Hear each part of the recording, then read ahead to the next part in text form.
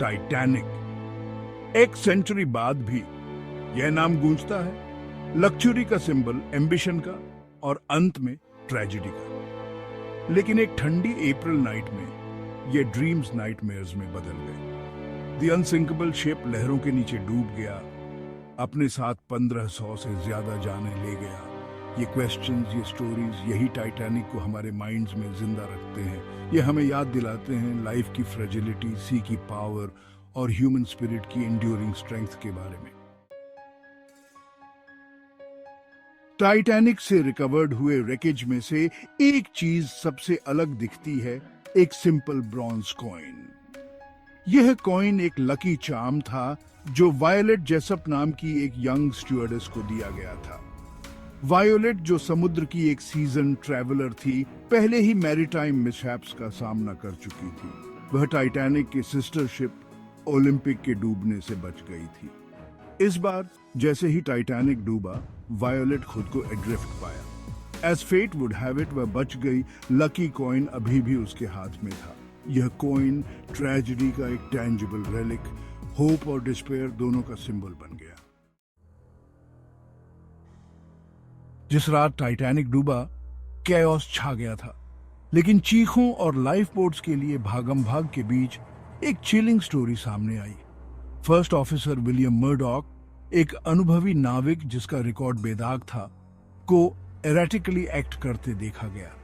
Witnesses ने दावा किया कि मर्डॉक अनफोल्डिंग डिजास्टर से ओवरवेल्म्ड होकर खुद को गोली मार ली। उसके एक्शंस उन जिंदगियों की रिस्पॉन्सिबिलिटी के वेट से फ्यूल्ड डिस्पेयर और डेस्परेशन की एक पिक्चर पेंट करते हैं।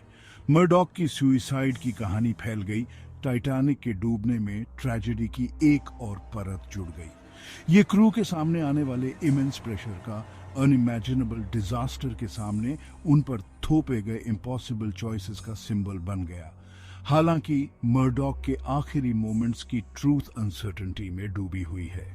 कुछ अकाउंट्स सुइसाइड नैरेटिव का खंडन करते हैं, सजेस्टिंग कि वह यात्रियों की मदद करते हुए जहाज के साथ नीचे चला गया। कॉन्क्रीट एविडेंस की कमी कहानी को इंटरप्रिटेशन के लिए ओपन छोड़ देती है, जो उन कई अनआंसर्ड क्वेश्चंस की हॉन्टिंग रिमाइंडर है जो अभी भी टाइटैनिक को सराउंड किए हुए हैं। जरा सोचिए, टाइटैनिक अपने फाइनल प्लंज से कुछ मिनट पहले एक ब्रिलियंट इथीरियल ग्लो से इल्यूमिनेटेड। ये डिस्ट्रेस, फ्लेयर्स की चमक या जहाज की फेडिंग लाइट्स नहीं थी। ये कुछ अलग था, ये कुछ अनएक्सप्लेन्ड था। कई सर्वाइवर्स ने इस स्ट्रेंज फिनोमेनन के बारे में बताया। एक सडन इंटेंस लाइट का वर्णन किया जिसने जहाज को उसके फाइनल मोमेंट्स में ढंक लिया था। कुछ का मानना था कि यह नॉर्दर्न लाइट्स थी जो आसमान में ईरिली डांस कर रही थी। दूसरों ने कुछ और सुपरनैचुरल, मरते हुए जहाज की आखिरी डेस्परेट प्ली के बारे में विस्पर्ड किया।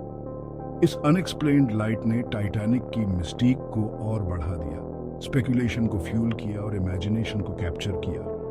क्या इसे साइंटिफिकली एक्सप्लेन किया जा सकता है या यह कुछ और था? रहस्य बना हुआ है, एक चिलिंग रिमाइंडर कि कुछ सीक्रेट्स समुद्र की डेप्थ्स की तरह कभी भी पूरी तरह से अंडरस्टूड नहीं हो सकते हैं। Section 5, a knight of terror, the plight of the third class. अपनी ग्रैंडर के बावजूद टाइटैनिक में एक स्टार्क डिवीजन था। नीचे जहाज के बावल्स में थर्ड क्लास पैसेंजर्स थे, इमिग्रेंट्स, फैमिलीज, ड्रीमर्स, सभी अमेरिका में एक नई जिंदगी की तलाश में थे। वे वॉयेज की रीड थे, फिर भी उनका एक्सपीरियंस ऊपर की लग्जरी से बहुत अलग था। जैसे ही बर्फीले अटलांटिक वाटर्स अंदर आए, लोअर डेक्स में दहशत फैल गई। लैंग्वेज बैरियर्स और लॉक्ड गेट्स ने कंफ्यूजन और फियर पैदा कर दिया। बहुत से लोग खुद को ट्रैप्ड पाया। मदद के लिए उनकी क्राइज डूबते जहाज की डेफनिंग रोर में खो गईं। थर्ड क्लास पैसेंजर्स के लिए सर्वाइवल एक ब्रूटल लॉटरी था। लाइफ बोट्स की कमी, केओस और उस रात के शीयर टेरर के कारण उनके रैंक्स में लोगों की जान डिस्प्रोपोर्शनेटली गई। उनकी स्टोरीज ट्रेजेडी की ह्यूमन कॉस्ट और डिजास्टर के सामने भी मौजूद इनइक्वालिटीज की स्टार्क रिमाइंडर के रूप में काम करती हैं। Section 6, The Curse of the Mummy, a Ghoulish Whisper। Titanic के डूबने के बाद एक कर्स की विस्पर्स फैलने लगी। लेजेंड यह था कि एक कर्स्ड इजिप्शियन ममी को जहाज पर ले जाया जा रहा था। इसकी प्रेजेंस डूम का एक हार्बिंजर थी। कहानी के अनुसार ममी एक एंशिएंट इजिप्शियन प्रिंसेस की थी। कहा जाता था कि यह एक पावरफुल कर्स लेकर चलती थी जो किसी को भी मिसफॉर्चून लाती थी, जो इसकी रेस्टिंग प्लेस को डिस्टर्ब करने की हिम्मत करता था। हालांकि इस बात का कोई एविडेंस नहीं है कि टाइटैनिक पर ऐसी कोई आर्टिफैक्ट मौजूद थी, लेकिन लेजेंड बनी रही। The curse of the mummy, though likely a fabrication, unknown के एक प्राइमल फियर से जुड़ी हुई थी। इसने एक कन्वीनियंट स्केपगोट प्रदान किया, अनएक्सप्लेनेबल को एक्सप्लेन करने का एक तरीका। कहानी जनरेशन से चली आ रही है, सुपरनैचुरल के साथ हमारे फैसिनेशन की याद दिलाती है, खासकर ट्रेजेडी के सामने। Section 7, a game of fate, could it have been avoided. Titanic का डूबना सिर्फ एक ट्रैजिक एक्सीडेंट नहीं था, यह इवेंट्स का एक कॉन्फ्लुएंस था, मिसकैलकुलेशंस और मिस्ड अपॉर्चुनिटीज की एक सीरीज जिसने अंततः जहाज के फेट को सील कर दिया। सफिशिएंट लाइफ बोट्स की कमी, बर्फीले पानी में जहाज की स्पीड और आइसबर्ग्स की इग्नोर्ड वार्निंग्स, इन सभी ने एक भूमिका निभाई। कुछ लोगों का तर्क है कि टाइटैनिक का डूबना अनअवॉइडेबल था, अनफॉर्चुनेट सर्कमस्टेंसेस का एक परफेक्ट स्टॉर्म। दूसरों का मानना है कि अलग चॉइसेस, अलग एक्शंस से डिजास्टर को टाला जा सकता था। क्या धीमी स्पीड ने क्रू को रिएक्ट करने के लिए ज्यादा समय दिया होता? क्या ज्यादा लाइफ बोट्स ज्यादा लोगों की जान बचा पाती? टाइटैनिक के इर्द गिर्द घूम रहे व्हाट इफ्स हमें हॉन्ट करते रहते हैं। वे हमें लाइफ की फ्रेजिलिटी, ह्यूमन एरर के वेट और फेट की कैप्रिशियस नेचर का सामना करने के लिए मजबूर करते हैं। Titanic, forever frozen in time, vigilance, preparedness और नेचर की पावर के लिए रिस्पेक्ट के महत्व की स्टार्क रिमाइंडर के रूप में कार्य करता है। Section 8, conclusion, the enduring legend of the Titanic. Titanic की कहानी समुद्र तल पर बिखरे हुए रैकेज की तरह फ्रैगमेंटेड और इनकम्प्लीट है। मिथ्स और रियलिटीज आपस में जुड़े हुए हैं।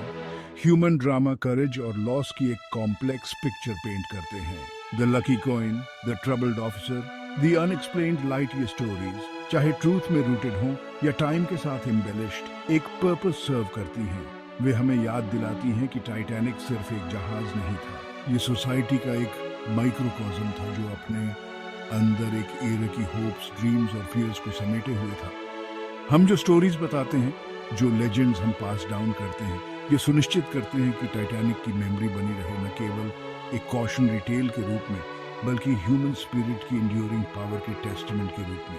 टाइटैनिक की लेगेसी एक मोज़ेक है जो ट्रेजेडी, हीरोइज्म और मिस्ट्री से मिलकर बनी है। यह एक ऐसी कहानी है जो कैप्टिवेट करती है, हॉन्ट करती है और हमें याद दिलाती है कि अनइमेजिनेबल लॉस के बावजूद ह्यूमन स्पिरिट इंड्योर करता है।